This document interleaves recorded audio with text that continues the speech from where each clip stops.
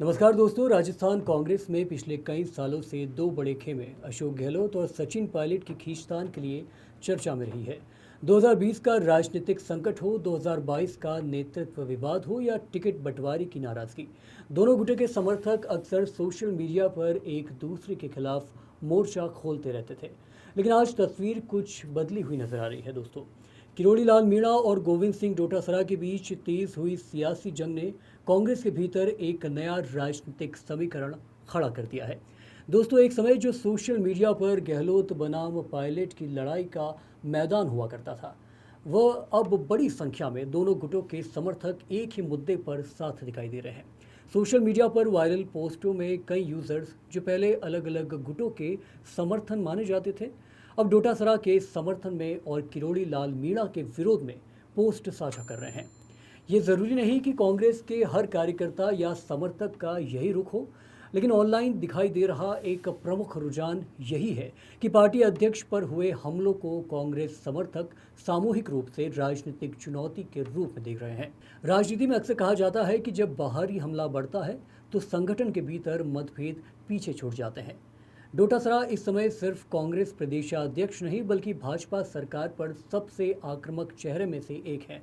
दूसरी तरफ किरोड़ी लाल मीणा लगातार उन पर भर्ती, जाति प्रमाण पत्र और अन्य मुद्दों को लेकर हमला बोल रहे हैं। ऐसे में कांग्रेस समर्थकों का एक बड़ा वर्ग इसे व्यक्ति विशेष पर हमला नहीं बल्कि पूरी पार्टी पर राजनीतिक हमला मानकर जवाब देता दिखाई देता है। राजनीतिक विश्लेषकों की नज़र में इस विवाद का एक बड़ा असर ये भी हो सकता है कि डोटासरा के पीछे कांग्रेस का संगठन पहले की तुलना में अधिक संगठित दिखे। गहलोत समर्थक हो या फिर पायलट समर्थक, दोनों के सोशल मीडिया हैंडल पर डोटासरा के पक्ष में पोस्ट, वीडियो और बयान साझा किए जा रहे हैं। इससे ये संदेश देने की कोशिश दिखाई देती है दोस्तों कि कांग्रेस फिलहाल अपने प्रदेशाध्यक्ष के साथ खड़ी है।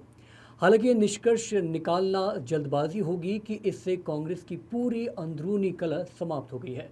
सार्वजनिक रूप से एकजुट दिखना और लंबे समय से चले आ रहे संगठनात्मक मतभेदों का पूरी तरह खत्म हो जाना दो अलग अलग बातें हैं।